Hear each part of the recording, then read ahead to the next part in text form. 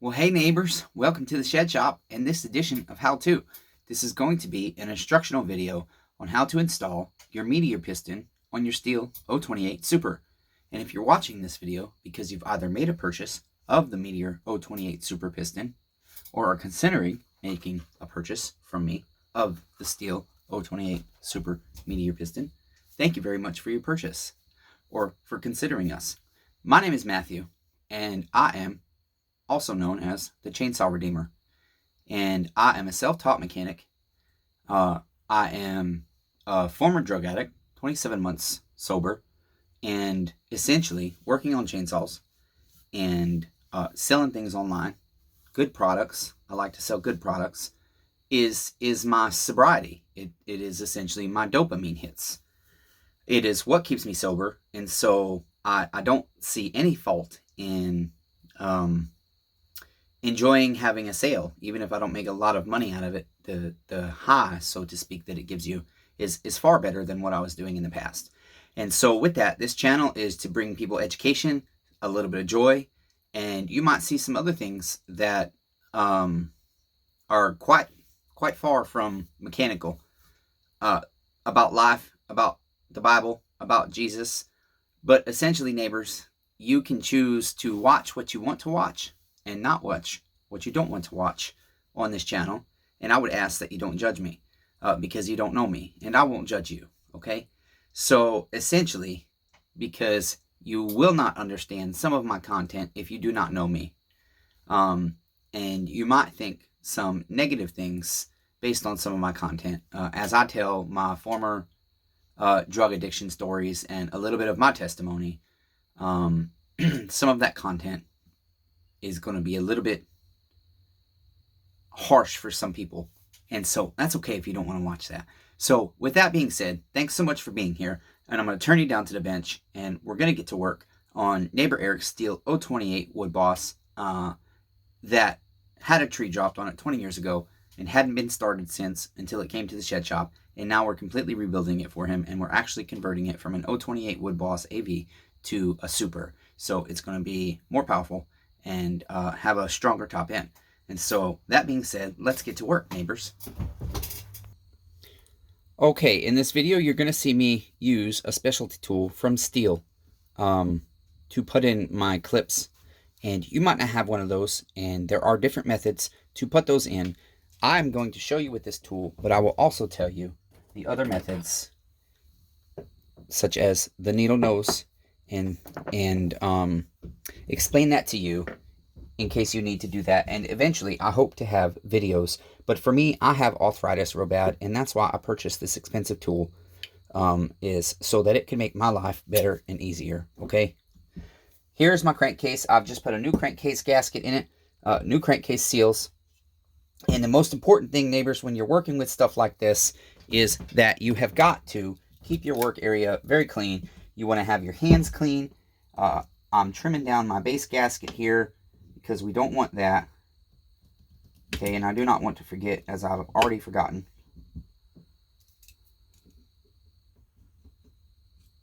Okay, we'll trim that off. We'll get this little piece here, hopefully. I might need the X-Acto knife for that.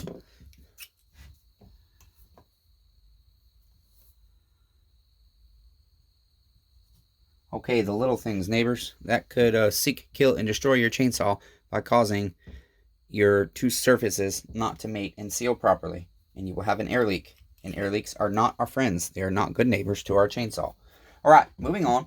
So we have the Stihl 028 Super 46mm Selection B from Meteor.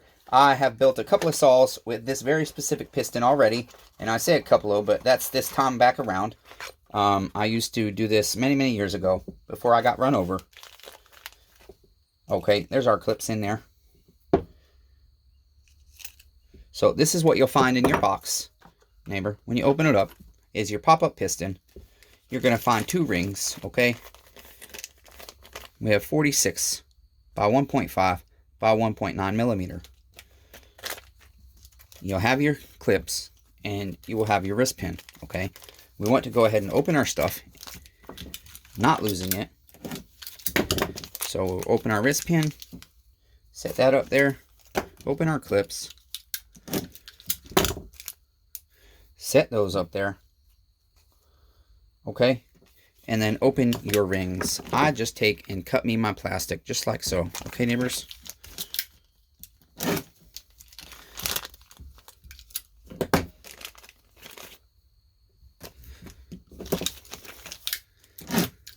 And then if you've taken your saw apart, obviously, you're also going to need your needle cage bearing, which should be with your saw. And that is for our wrist pin right here, okay? So now that we've got all that set, the first thing I like to do is I like to go ahead and inspect my piston. I'm looking at it for any chafering. While Meteor does a fantastic job, and I don't know that I've ever had to sand any of their pistons right out of the box, sometimes I choose to, just because I'm rebuilding saws, and so sometimes there might be edges that I don't love. But they do a fantastic job. I do like, usually like right here, sometimes on these 028s, I like to take that down a little bit. I don't recommend you do it only if you have burrs that are sticking out this way, okay? And I've never seen burrs on Meteor's pistons. That's why I use them. It's very durable. It's very strong. It's lightweight, heavy in the center properly. It's got proper balance to it. And so they've done a good job making this piston. I like it, okay? I like it, neighbors. It's very good. Good product. Okay, so I like to take my rings, and you've got your two little pins. Here we go. Right here. On each one. And so you have to make sure that the groove on your ring matches your pins, okay? So essentially, that has to sit on your pin. And since our pin is at the top, we need our opening to be at the top, just like that. All right, so basically, I just like to take it. This is the easiest way for me. These are very good. They're caber rings, and I'll stretch it right over. I'll set it right there so I can grab it again differently, and then I'll bring it down to the second groove here, okay? I got to use my belly, neighbors.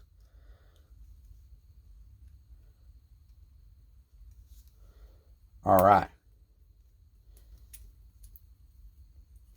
And then, essentially, the second one's a little easier. We'll get close to where we need to be. And again, I will just make sure it's facing the right way. Open it up. Set it right there. That way I can push it right here. I'm pushing away to open it so I don't scratch up my piston. Okay, if you get little surface nicks, it's okay. That's not going to hurt nothing, okay? If your rings do scratch this just a little bit, as long as it's not a major gouge, you should be just fine, okay? But try not to if you can help it. All right, so the next thing we need to do is we have our arrow here, and that is going to face your exhaust, okay? So right now, my chainsaw, my handle would be back here like this, okay? And my exhaust is going to be that way, okay? So I have my arrow facing that way as well. For this saw, it is much easier to install the wrist pin from this side. And so what I will do is I'll put my first clip in this side, and then I can come through this side with my wrist pin to put my piston on my arm. One thing that is good to do is either a little 2-cycle grease, some press oil, or you can even use a little coat of bearing grease, or I'm sorry, high temp lithium grease. You don't need much. It's just to help the application. And when these are used, I like to use like 300 grit sandpaper to clean the tarnish off of them. And so essentially, I have that greased. Now, for me, I'm going to use a tool. You can use needle nose, okay? And the way I do it with needle nose is I grab it like this. I get it started in the groove. It has to sit in that groove down there. I'll get it started, and then I'll work it in so that my needle nose end right there, okay? And the opening, they say in the service manuals to face it down, okay? I'm not saying that's how Meteor, there's no instructions with Meteor pistons. That's what the Stihl service manual says to do. Okay, but I'm going to use my specialty tool, and if you want this tool, here is your part number, 5910-890-2210. And essentially, I'm going to put this on my tool right here on my magnet, okay? And I'm going to line my opening up right there. It allows me to press it fully in, like so. and then I remove this part. I'll put this against my piston with my opening down where I want it. Okay. I line that up on my opening right there. Okay. And then I take this side and I simply push that end in one fell, quick, swift motion. And it has dropped right in the groove. The only problem is I messed up my opening. So I will have to take this screwdriver and turn my pin a little bit, because what happened is my opening is in this groove channel here, and we cannot have that. That is a potential for fatal destruction of our chainsaw. We won't do that to our neighbor. Okay, and so it's not always easy when that happens. Sometimes I have to uninstall them, but I can essentially turn it as far as I can and then get in the groove here, because it will get caught. Okay, and basically you can also take small needle nose. I'm grabbing the big one. You can take small needle nose and turn it just a little bit that way too. Okay, see that? Now our opening is right here. Okay, try to get it to focus, darn it.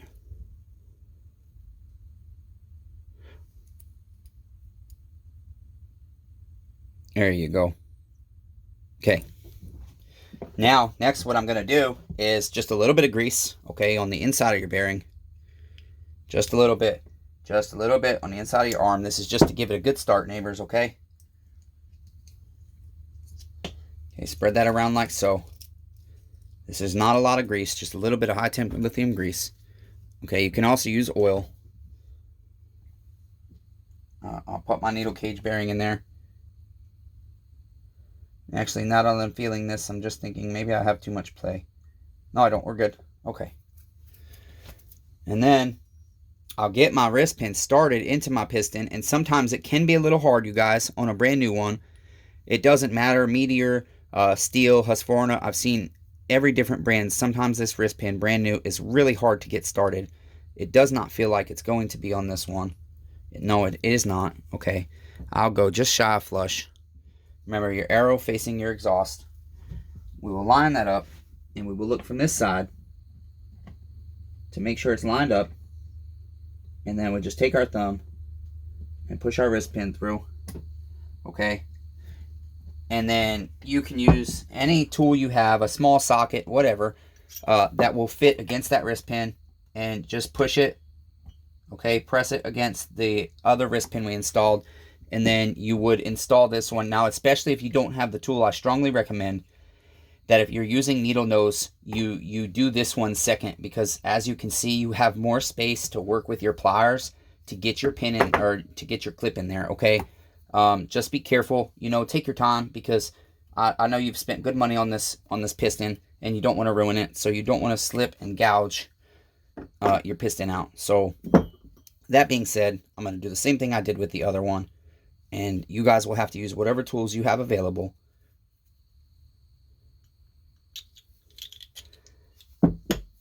But if you've purchased a piston and you're trying to do the job yourself and you've never done it, you can always email smallengineredemption@gmail.com, and you can simply ask me if I can make a video for you. If you're having any struggle with getting your pins in, if I can make a video of how to do it without this tool. And I will be happy to do that for you, neighbor, and send you the link, okay?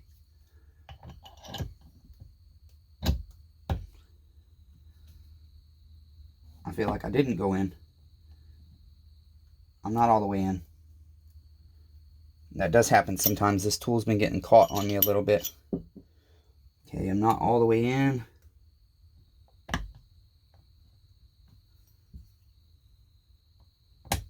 Now we're in.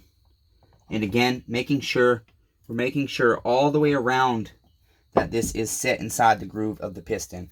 Okay, the next thing is to go ahead and install the piston onto the cylinder. Now, I am doing a Permatex base gasket because we're doing a base gasket delete, but this typically has a standard base gasket to it.